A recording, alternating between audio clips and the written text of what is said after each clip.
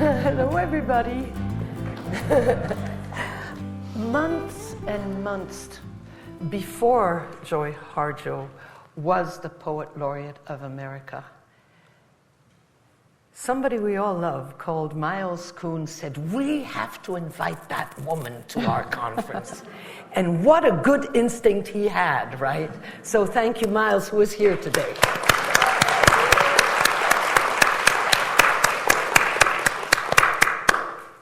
So welcome to you and welcome to our family. So many people who come and return and come back to this fabulous festival.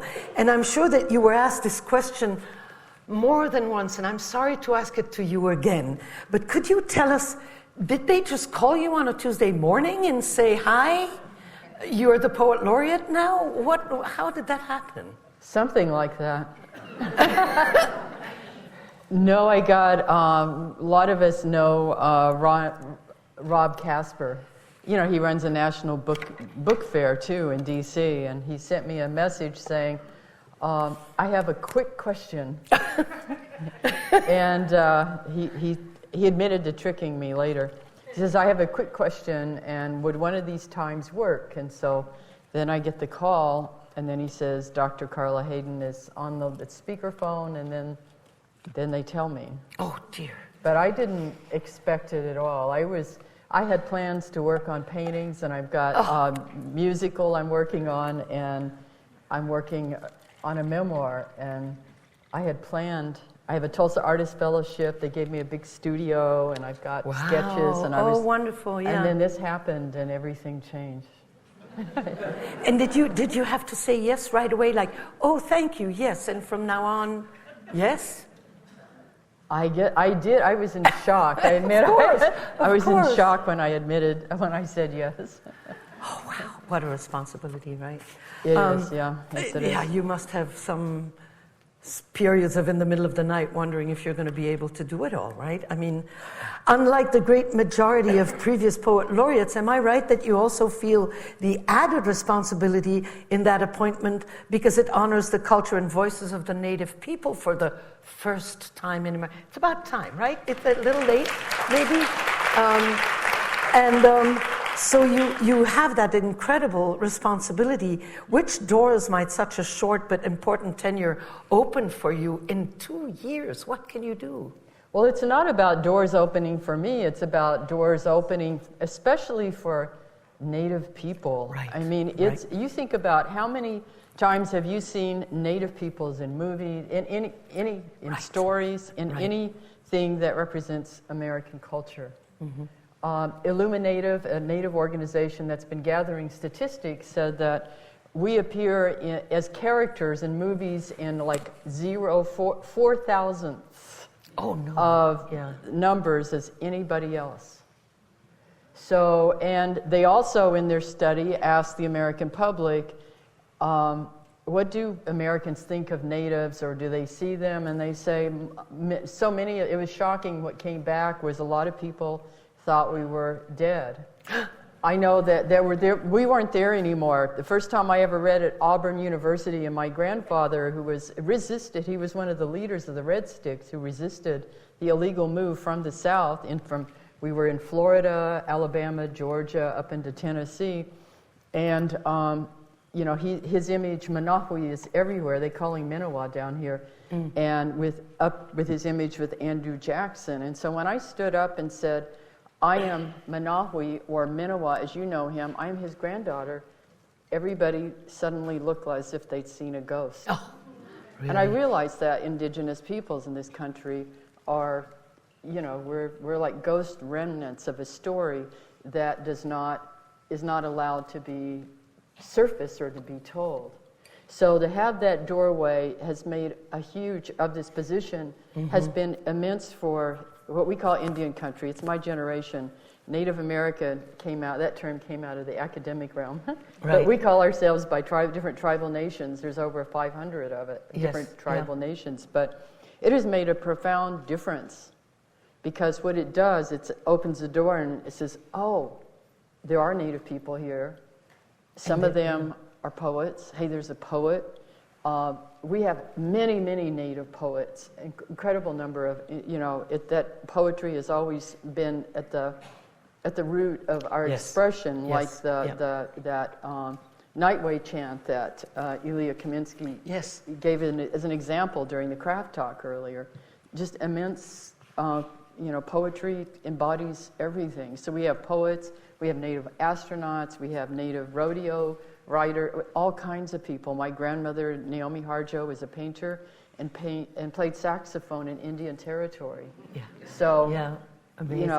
It has opened that door, but also for women. There aren't very many women poet laureates in comparison. Yes. And for it's opened a lot of doors. Well, good for you. Thank you for you.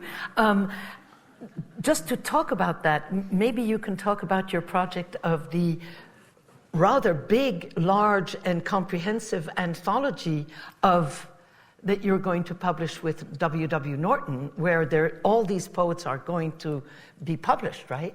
Yes, for the last couple of years, I've worked with all Native poets on an anthology, a Norton anthology of Native poetry, which has been a long time coming. But it's coming. Yes, it is. I've worked with Leanne Howell, she's Choctaw, and Jennifer Forrester, another Creek Indian poet, Muskogee Creek poet, and several editors. And then when I had a chair of excellence at that time at University of Tennessee, Knoxville, so I had my students, I put them to work. Oh, nice. So but when we were conceiving of it, I just said, I want to just use Native poets. So it's a comprehensive anthology, and it's called When the Light of the World Was Subdued, Our Songs Came Through, a Norton anthology of Native Nations poetry. Coming out in? The fall. Yay! Okay. Where does that beautiful title come from? It's actually in the one, we divided it, we didn't want to use state lines necessarily, but geographical sections and areas. And one that takes a lot of space is the Pacific Northwest, Alaska, and Hawaii, and immense traditions. There's no way, I think we were given 300 pages, then we expanded it to 350, and now we've gone over 400, but I came in with figures about how many pages they gave everybody else, so I think we're fine. Yes, exactly. Yeah. No, I mean, how do you cover, you could use that amount for one tribal group. I know. So we had, but anyway, that title was, I was inspired by the Kumulipo, which is the Hawaiian origin story. It's beautiful, and so we have a small translated part of that, and it was, I think the line from that was when the light of the sun was subdued. I see. Yes. Hence the title. Yeah. Right. Yeah. Well, we can't wait to see that. I'll be one of the first one to order it. I'd like to go to your memoir first and then open up and dedicating one's book. And I was thinking also of this afternoon with Ilya reading to us the Auden poem. It's amazing that in your memoir, Crazy Brave, please buy it if you haven't read it. It says, the dedication says, to the warrior of the heart, to my teachers in the east, north, west, and south, above and below. And remember in the Auden, you were my west, you were my north, you were my south. It seems to be a little theme here this afternoon. And I was wondering, could you tell us a little more about why you chose that dedication? Okay, what did I say here? To the warriors of the heart. Well, the teachers, I think about... And here, every time you quote, and I indicated the pages, because every time you give a saying, if you want to read that. I divided the collection into 4 geographical directions. Yeah. I didn't start out with that. I was looking for searching for the way that it would settle into a form. Yeah. And it finally, I don't know how that happened, but it makes a lot of sense.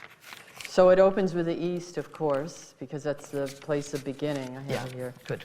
East is the direction of beginnings. It is sunrise. When beloved sun rises, it is an entrance, a door to fresh knowledge. Breathe light in. Call upon the assistance you need for the day. Give thanks. East is how the plants, animals, and other beings orient themselves for beginnings, to open and blossom. The spirit of the day emerges from the sunrise point. East is also the direction of Oklahoma, where I was born, the direction of the Creek Nation. Right. So, yeah, and the warriors are the teachers. We have so many teachers. It's what I've told students, is that every poem has ancestors, and we saw that in all the, in the craft talk, in all the poems we read, there were ancestors referenced. And they talk to each other. Right, and they're still living. I mean, it's not, I think that's probably a main difference between a society ruled by Descartes and indigenous societies, is that time is not, yes, we have an experience of linear time somewhat, but not really if you break it down. And so there's always interactions going on back and forth and all around, and that happens in a poem. And what I love about poetry is that you're not bound by time. Yes. And that's one of the, well, I love language and then moving about and coming to things that I did not know in a poem, otherwise I would not write. It has to do with finding something I didn't know. Like, I didn't know that it was going to come in these directions. And this collection, this memoir, went through several different drafts. It took me, I didn't realize till I finally got the final manuscript in, I was afraid to look at my contract with Norton. And I finally did. I thought I was 7 years behind my contract. And I get things in on time. I might ask for a week extension or even a month, but I knew I was late. But I published 2 books of poetry, I think, in the time of the contract, so I was turning things in. But when I went and looked at the contract after, when it was finally turned in, I was 14 years behind. Whoops. Yeah. Well, some people are patient, so thank God for that. And in this fabulous memoir, you write of a childhood full of very rich, imaginative space and joy and laughter, and your mother's music that was so important to you, and about what you feel. And this is what I'd love you to talk to me about, because it's something so new, and I love that. What you feel you brought along with you when you were born, as an infant, as a baby, as a tiny child. And it's a story that you loved, and you had your mother tell you over and over again. Talk to us a little bit more about that. Well, that could get into territory. Let's see. Well, briefly. Anytime you hold an infant, I think if you've ever held an infant, and especially as a grandparent, yes, or great-grandparent, I have great-grandchildren too. Wow. I was a teenage mother, and the rest followed. My daughter was a teenage mother, and so on.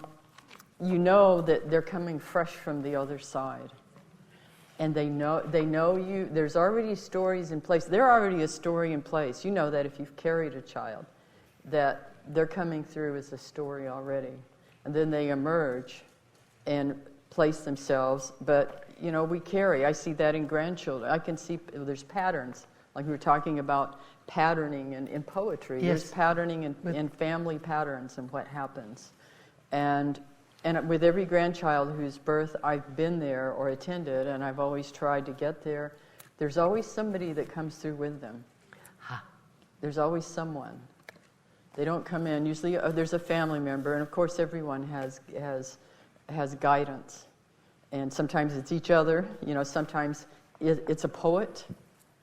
Like Emily Dickinson was there with me when I was a child, and I thought, what the F, what's going on? And I'm nobody. Who are you? Right. I'm nobody too. And it's like, yes, there's another one. Yeah. That's why I put her poem in An American Sunrise. Is we have these ancestors or these teachers. It's a very real thing. Sometimes some people can see them. Most of us feel them, and they're there. And it's an interactive field that we're in. And that's a poem is like that, or even a book. It's like an interactive field. Yeah. That a book might freeze it in time a little bit, but when you speak, and I think it's all oral. I remember people getting upset at me thinking years ago when I would say, well, a book of poetry is a book of oral art. Well, how can it be that? It's a book. But the roots of all literature is oral. It's oral. Yeah, stories. Novels, storytelling. Yeah. Most stories aren't written down. Most stories don't appear in books. Poetry is, the roots of poetry are song and song making, and speech making and telling. It's all right. And speaking of stories, there's a story that touched me immensely, and you can tell it shortly, and it's so beautiful because there's such metaphor there. Could you tell the story about your experience with your mother and a friend on a deck? They're chatting away, and you're in a field of clover, and you're playing with bees, and what happened? I think the thing I've learned from writing this collection and being around the children is that we come in with so much, and then there seems to be a world. There's a lot of moments of transformation. Birth is one. The next one is they're around sevens. They seem to be around the number 7 and sevens. Okay. Is when you go from your internal world, the world that's very intuitive, creative, into the world where you go out and encounter the public, the social sphere outside of the intimate circle. Right. And so when you're in that, you have the mythology. Mythology is a living thing anyway, and I'm not talking about myth as a lie.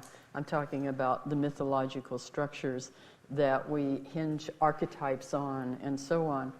So that, in the world that I came up in which I went out into that world to find sense, and I was nourished in the natural world, is I was sitting there, I could sit and play. I played with a lot of the little animals, and the bees were part of it. I didn't know they stung you. It was a world before the bees learned to sting. Yeah, it was that world. And in that world, they played with me. I would sit there with, dandelions were one of my favorite, I'd sit there and play. And I was playing with the bees. Oh, here you are, you can put you here, and you can be the mom, and and all of that. And I was fine. The bees. And you were manipulating the bees, putting them where you. They didn't bother me. No. And as soon as an adult who had already moved past that world into another world in which mentality ruled supreme and scientific method and so on, in that world it was like that was the world in which the bees sting. Yes. Then I was stung for the first time because you were told they do. Well, they yelled, "Oh my God!" Yeah. He's playing with, they're going to sting you. And they did. Right. Isn't that an amazing story? I mean, that she could place the bees and play with them like little dolls, and nothing happened. And then adulthood said, they're going to sting, and they stung.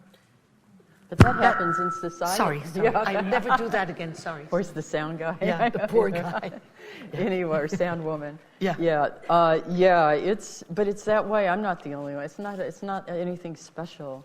It's something that was all of us.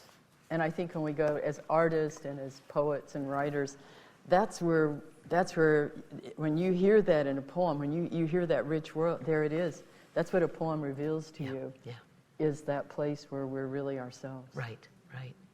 And then, sadly, when you leave that beautiful world of peace and bees that don't sting and intimacy with nature, you talk about terrible fear and pain in Crazy Brave, mostly because of a stepfather that was abusive toward your mother. And so you finally decided to leave home, and you wanted to attend the Institute of American Indian Arts in Santa Fe because you were deeply into painting, not poetry.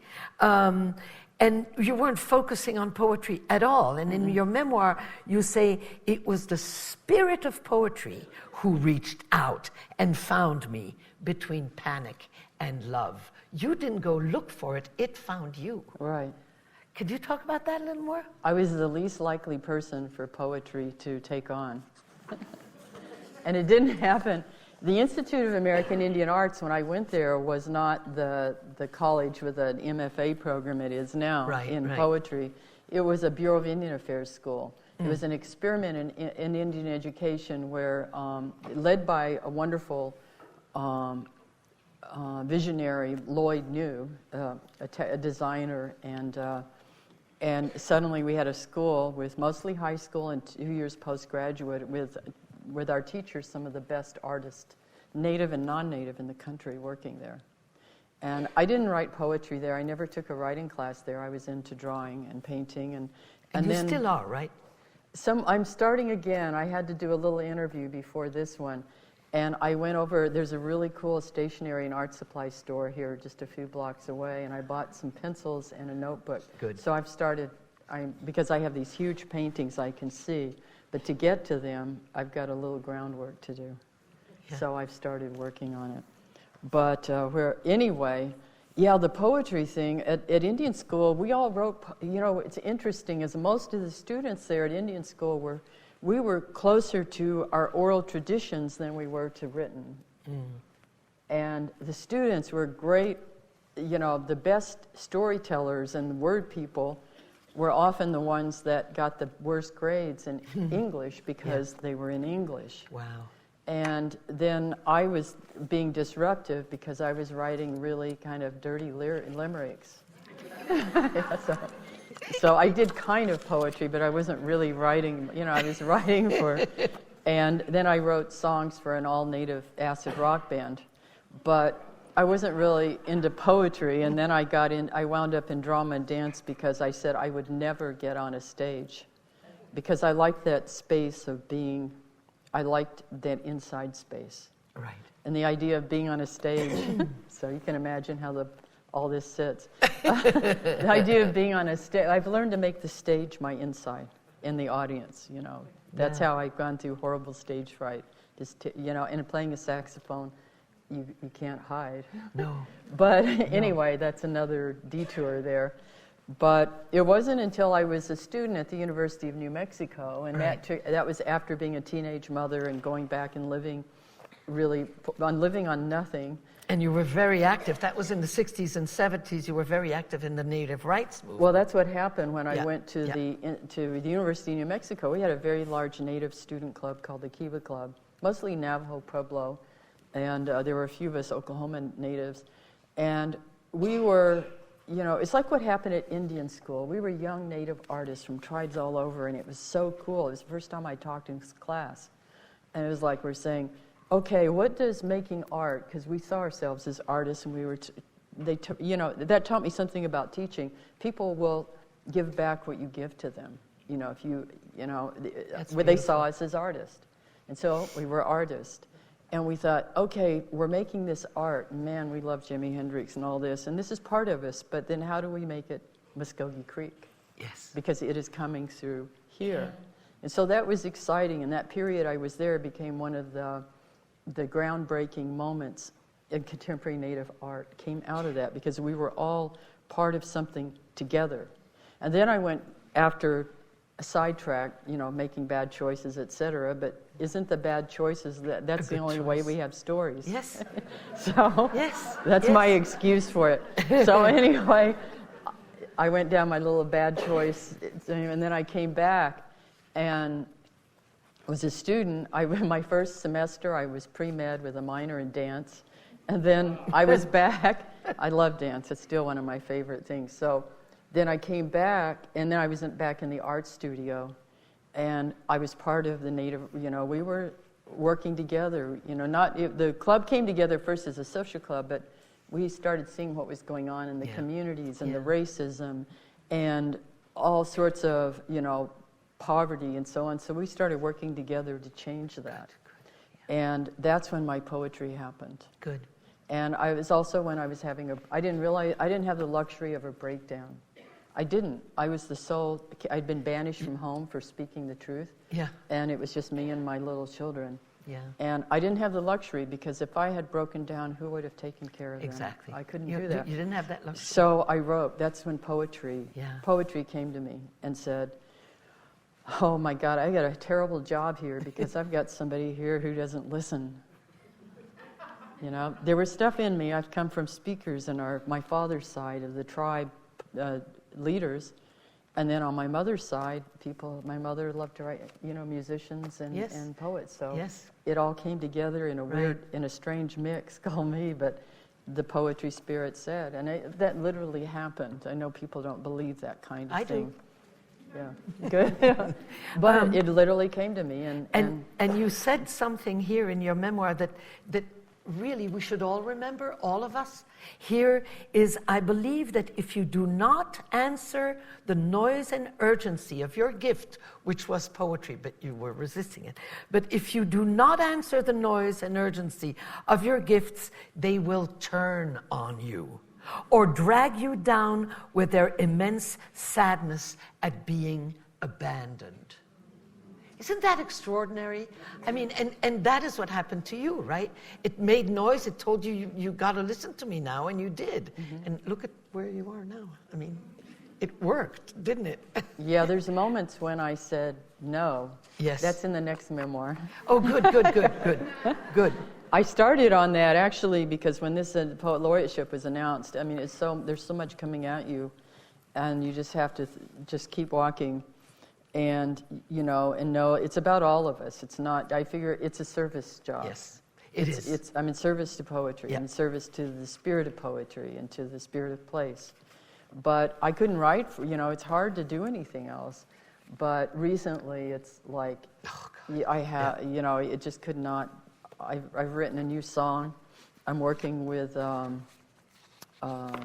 Esperanza Spalding on a music, we're collaborating on some stuff.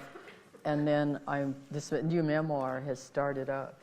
And I really want to argue with it already, but I've learned that arguing it'll make me wait. It'll be 14 years. Right. It's going to turn on you. It'll turn on you. So I'm just letting it, I'm just letting it go. So that's what every morning I've been working on. Yeah. It, so.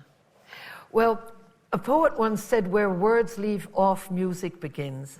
And in your poem, Bird, in Mad Love and War, you have a line that I'd also like to quote, because it should enter our beings also.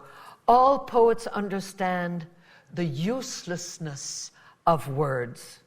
We are chords to other chords to other chords, and if we're lucky, to melody. Do you want to talk about that and the music in the importance of music in your writing and in your life? One of the first transcendent experiences I ever had, it starts, Crazy Brave starts off with it, where I was my father always had these cool cars with his Indian oil money, and I always liked standing behind them. It's before seatbelts, and the smell of Old Spice and his thick black hair, and I loved music, jukeboxes. That was the culture. They'd go into bars just to hang out and dance and play music, the jukebox. So I always hung out at the jukeboxes. But I remember there was one of those transcendent moments, and as a kid, I didn't even know the words trumpet or anything, and I heard jazz. And I'm sure it was Miles Davis, because his horn it's transformative. And he knew he was serving something that he didn't understand. He knew all the ingredients of it, and the places and the voices, but there's something there. How old were you when you heard that? I was probably about 4 or 5. It struck you that, huh? Mm-hmm. You remember it that sharply? Yes. And the Old Spice and everything around you. But I didn't really understand. Sometimes it takes a lifetime to put all that together. And then I began to, with our traditional Muskogee Creek music, and I'm still part of that ceremonial culture, is when you hear that, and most people haven't, if they've heard any Native music, it's usually powwow music, is you hear there's the blues. There's every element. Every element that is in jazz and blues is there too. And then if you think about how Congo Square was a Muskogean village, and you think, of course, there's indigenous people hanging out with indigenous people, and you say, hey, check this out. Yes. And then there's always French and other people who want to come over. Here we have a piano. Let's put this. There's a story, and we've always been left out of it. We've always been left out, and I think, whoa, that's interesting, because there was that revelation with music and moving with it and through it, and then here is that story, and that's a project I'm working on with a whole character, a cast of young musicians, finding that, because finding a place that they didn't have, right, finding a place that they didn't have in the American story. Right. Gratitude and love, acceptance and forgiveness play a huge role in your work and life. And curiosity plays a huge role in your life, doesn't it? It's funny because in the last, listen to what words I'm saying. In the last 2 days, I've said something about curiosity about 4 times, and now you said it. Yeah. But just reading, I mean, you're extremely curious in a very original way. You don't ask questions, but you almost challenge an answer without asking the question. And I love that curiosity, that drive to understand more and more and deeper. So that was I just needed a fan. A gush of fanism. So now I can move on. You have. What is one of the books that you read, and also what is one of the poems that gave you something that will stay with you for the rest of your life? A poem or a book that keeps coming up and talking to you, or a poem probably would be the thing that never leaves you. It's probably Toni Morrison's Sula. Ha. And the ending of that girl, girl, girl, and that cry. I keep trying to memorize that whole last line, but it's like how some books are like a cry. Yes, yeah. And so that comes up every time. But it's a just powerful cry. You. Yeah, yes. It's a powerful cry that gathers, it's like how sorrow can gather people together to rejoice in that we're still here and we're alive. And we take those lines and we pass them on, right? I have that with Bridget Pegeen Kelly at the end of her poem song that says, "This song is sweet. It is sweet. The heart dies of such sweetness." And that's what poetry is for me. It's a song that is sweet. It is sweet. And you have that, the cry, listen to me and continue to listening to me. So we have that in common. That's beautiful. She was an incredible poet. She is an extraordinary poet, yes. and was so modest and so discreet that many people don't know her. She also died much too early, and a few years ago. Yes. Yeah, and she had many. I think she had about 300 poems that were never published. Really? Her children don't want to give them. They don't? No. Oh my gosh. In An American Sunrise, that book is rich with tribal history and stories, and there are poems about the loss, so many losses of particular cultures, lands, and the history of these tragedies. But first of all, could you tell us a little more about the Trail of Tears? Because I think that most people have misgivings about the fact that there was only one Trail of Tears. There weren't, right? No, a lot of people think Native Americans, that's one group. Right. Or that there's one Trail of Tears, usually it's the Cherokee. But there were many. I mean, that's why I put a map in here of one that was on. Let me show the cover. Yeah, there was one, the Trail of Tears that one of my grandfathers was on. Well, Manahui, who I mentioned, with his wife. I think he may have had more than one. I know he had more than one. Yeah. And then the other, the ceremonial ground chief of Fish Pond. There's still Fish Pond grounds. And they were traveling with 400 people. And so it's a map of where they went. But there were different routes. There was an immigration companies by the U.S. government that, sent people so they would go along different routes. So how many Trail of Tears? Like how many? Probably as many as there are people. Yeah. And we just put it in one Trail of Tears. Oh, wait, next, let's not do that anymore. Yeah, one image of natives, one image of anybody is. Yes. Yeah. Take us out of those niches, please. This is a question I was hoping we would have time, and I'm so glad we have time.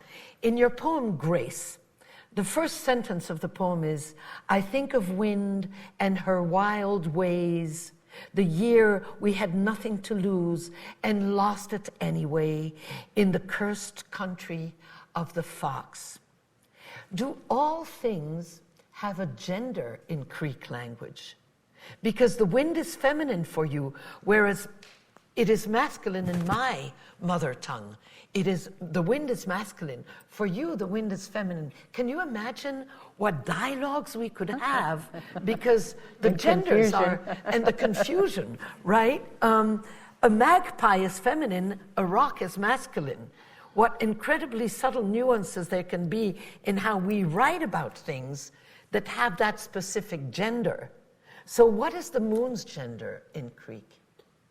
Well, it's actually, we don't have that same gender between, the same kind of gendering that you do, in French. So the moon can be he and she? The wind, there are several winds.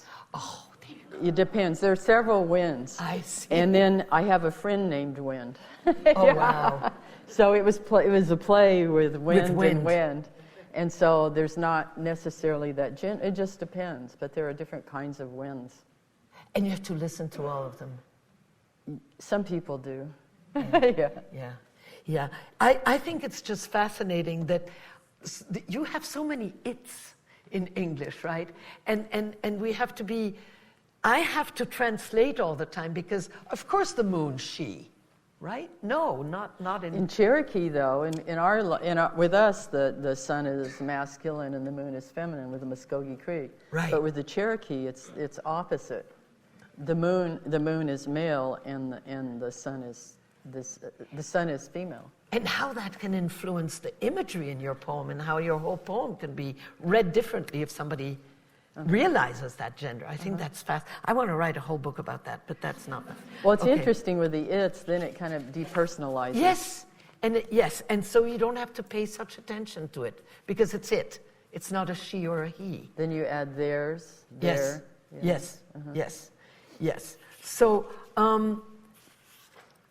tell us just a little bit more about the influence of the place of music in your life. How much time do you give to music? How much time do you spend with music? Probably about as much as with writing, but it depends. When I had the last teaching job that took a lot of time, I realized I wasn't doing very much music at all, and as soon as I left that... Do you miss it? The teaching job? No, the music, if you don't. Yeah, of course I was always there, but since I returned to Tulsa, and I've been, I live right next door to the Oklahoma Jazz Hall of Fame. Those are my buddies over there. Yeah. So, I'm playing a lot more. But I do miss it. I wanted to say something, too, about where we are, because these are like Muskogee Creek area. And there's a lot of history that goes up and down. Here? Yes, in this area. And so when I saw these shells over at the, again, the stationery, I should give the name of that stationery, art supply store. Yeah. I asked them, they had these up there, and they gave me 5 of them. But these are little shells. These are probably from the Philippines, but we had shells like this, a lot of shells. And that's one thing I want to do is I've been collecting them to make traditional necklaces that come out of here. Yeah. But there's a lot of history that has been disappeared in this part of the world. They'll often say, well, these people aren't here anymore. I remember I was working on a project with it was the Tohono O'odham and the Pima over by there were these ruins over by the Phoenix airport. And I was working with, I'll think of his name, he became a very good friend. And eventually the chief at Tohono O'odham, but we were all sitting in a meeting with them because they were going to do some writing and poetry and stuff about using the native voices from this place. And they're saying, and in this meeting, these people aren't here anymore. And I said, well, yes, they are. Yeah.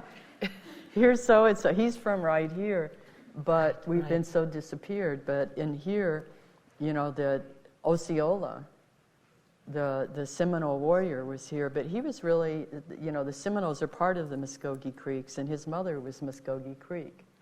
And Muskogee Creek, and they think that he was either, also African and Spanish, one or both or each, and his father was a Scottish trader. Wow. And he's my uncle from a little bit back. Right. But there's so many stories. and there were so many different tribal groups over here because, of course, who wants to live by the ocean? Well, I guess just the rich do, or Yes. more, but it was. I always say our traditional foods are lobster, shrimp, all of this. That's traditional native food. But yes, the cultures are very alive, and you can't. I was walking across, looking at the shells in the shells in the roads and so on, they tore down a lot of those shell middens and places, to use those shells in the structures that underlie these cities. Right. So the stories are still very present here, in the present. The people. Thank heavens that you're here to tell them and to invite us to listen to more stories, and maybe through your anthology we're going to learn more stories and pay attention to that. I'm afraid the time goes by so fast. I only have time for one last question. And my last question is, do you feel that age has made you braver, more understanding, more impatient, or less impatient? What are the lovely positive surprises that you did not expect of age? Well, the one thing I think I realized it at 50, that I was going towards that door that the children come through. Yes. And when you go through that door, like the children, they know when they're born, and I forgot to say that part, when they're born, they can see, they remember where they came from. And then they sleep a lot, they sleep, and then they start coming into this world. It's like they have to, it's exhausting. Pressurize and come back, and they start losing those connections. Well, when you get older, then you start moving towards that again. Wow. And so a lot of that, I think it's useful when you're a poet, but you start working more. You're walking more in that direction, and so do you become braver? I suppose you might as well. At some point, you've earned the right to say whatever you want to. And being a grandparent, it confers that on you, and so on. But I like the vantage point. I prefer the vantage point, actually. But there's also, I've had to stop telling myself, trying to figure out how many years I have left, because I have all these projects that I want to do, but I also would like to relax a little. That's your curiosity coming back. Yeah. That's good stuff, though. Yeah, and I also would like to, with younger people, I know when you're younger, you think, I thought by this age I would be gone, or I would be, I had images, I had stereotypes. Mm-hmm. Really see how stereotypes work. I had stereotypes of what it meant to be older. Because I had really, the older people I didn't have older, everybody died really young. My dad was gone at 53 years old. Ooh. His mother was gone in her 40s from tuberculosis. We didn't, I didn't come up with a lot of older people. Right. And the elders, though, are so respected and so necessary. So you're good with it, right? Well, then you turn around and you look for the elders, the people that you look to, like Lucille Clifton, for knowledge and and then you look around and they're all gone. Most of them are gone, and it's like, who am I going to call? Yeah. I can't pick up the phone and call. So they're not here. They're not here anymore. But we find them in their work. Writing. And then you look around and you realize that you're in that position. And that's the sobering part and the exciting part, because at that point you also realize what a tremendous gift that young people are, and you can see how each generation is like a person with its personality, and you see the weave, and it's, and I guess what excites me is to see all the young poets and the young poets. Yeah. I love, like, the event yesterday with the young poets. To me, that's exciting. Yeah. It's really exciting to see. I was very proud of them too. Yeah. Joy, thank you so very much. Well, thank you. You're a great interview.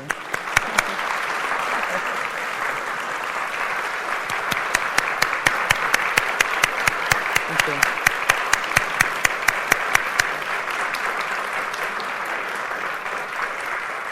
I think we have time for a few Q&A about 7 minutes of Q&A. Thank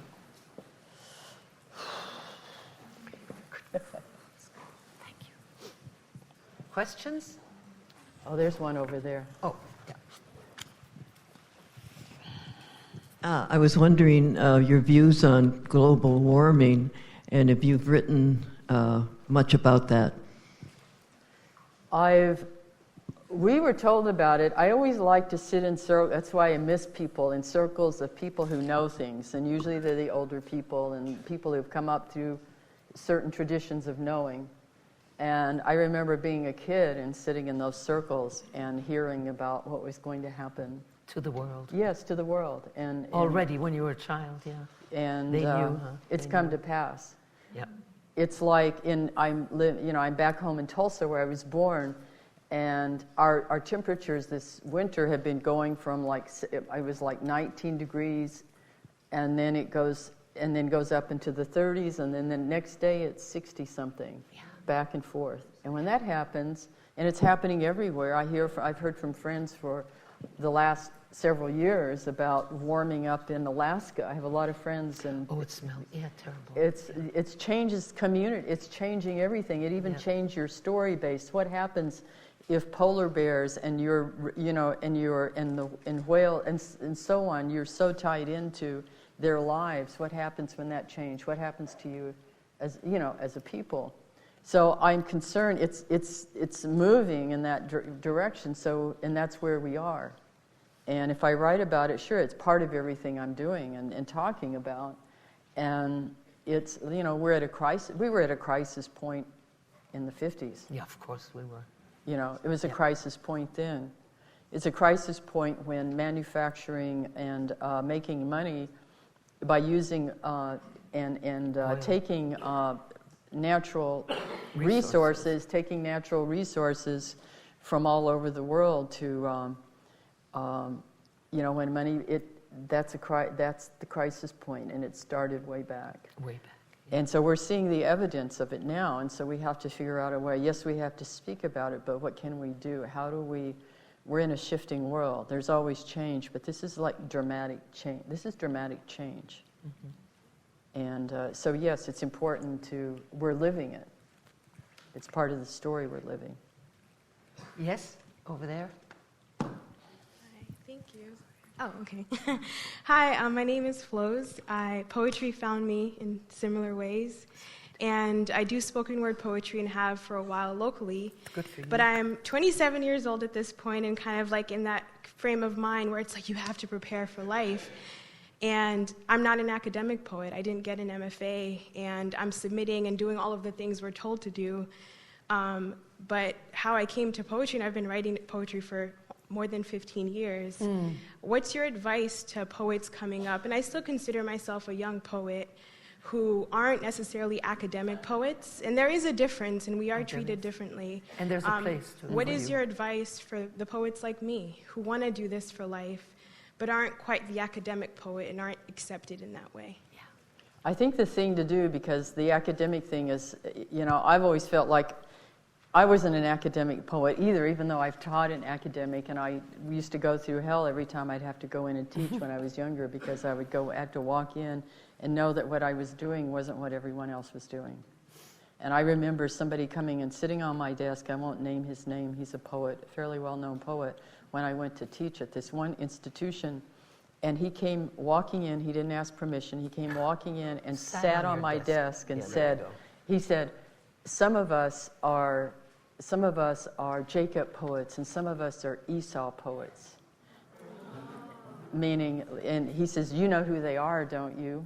Oh, Jesus. And then I said, yes, I do. And he says, well, I think you're an Esau poet, meaning primitive, he said. And he was the first person to do that. I had somebody at another institution basically tell me that what I was doing was primitive. And so what I've had to learn to construct out of all that, because it really got to me. Of course. There were periods I thought about giving up. Yeah. There were periods I wrote for a long time and nobody, I was turned down for everything I applied for. And I still get turned down for things, you know. Not but anymore, you won't. I have. Yes, I have. I can tell you, I have too. That's how it is. That's how it is, because you know, it is. It's just what is. Yeah. But what it grew in me, it taught me to trust poetry. You have to trust what you're doing, and you make your own way.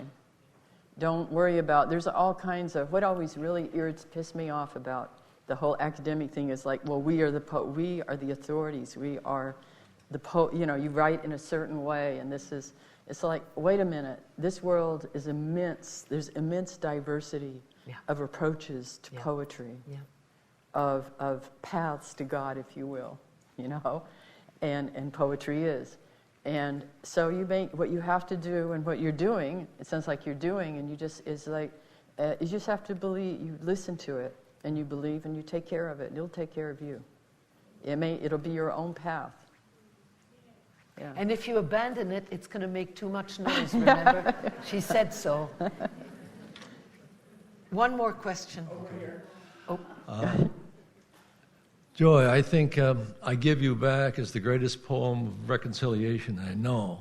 And I wonder if you could do it for us now. I think it's in your book. Do you have it here? Yeah, it's in here. I know it, but I still look at it. Okay, look at it. That would be a wonderful way to close this. Okay. Yeah, this poem came to me when I was a little bit younger than you, when I was, you know, going through that, and you're at that age, right? At 27, 28, you're going through a major. If you haven't hit it yet, you're going to go through it, where you hit this doorway of reckoning, you know, and people are asking you, what do you know, what's this poetry thing? And I remember people saying, you'll never get anywhere, you know, you better go back to school and take education, and so on. But there's a point that you come to, and this was about one of those points where I was suicidal, etc., and was probably in that breakdown that I just had to keep going. And so they gave me this poem. And what do I mean by that? It's like, because I work on poems, I mean, I'll sit and work on it and put it down, and some come quicker and less, but there's always tinkering. And so when I say they gave it to me, it's like one time I wrote a poem on a yellow pages for about 4, it was after a friend's left to go bury her husband, and I was there with the kids, and I mean with the mother-in-law and everything, and the poem came, and just I wrote it in 4 longhand, 4 yellow sheets. But the final poem contained 2 lines from that original. But it was like the template or the spirit. Yeah. So that's why I say they gave me this poem. And so it helped me. And it's called I Give You Back. I release you. My beautiful and terrible fear, I release you. You are my beloved and hated twin, but now I don't know you as myself. I release you with all the pain I would know at the death of my children. You are not my blood anymore. I give you back to the soldiers who burned down my home, beheaded my children, raped and sodomized my brothers and sisters. I give you back to those who stole the food from our plates when we were starving. I release you, fear, because you hold these scenes in front of me, and I was born with eyes that can never close. I release you. I release you. I release you. I release you. I am not afraid to be angry. I am not afraid to rejoice. I am not afraid to be black. I am not afraid to be white. I am not afraid to be hungry. I am not afraid to be full. I am not afraid to be hated. I am not afraid to be loved. To be loved, to be loved, fear. Oh, you have choked me, but I gave you the leash. You have gutted me, but I gave you the knife. You have devoured me, but I laid myself across the fire. I take myself back, fear. You are not my shadow any longer. I won't hold you in my hands. You can't live in my eyes, my ears, my voice, my belly, or in my heart. my heart, my heart, my heart, my heart. But come here, fear. I'm alive, and you are so afraid of dying. Wow. Okay.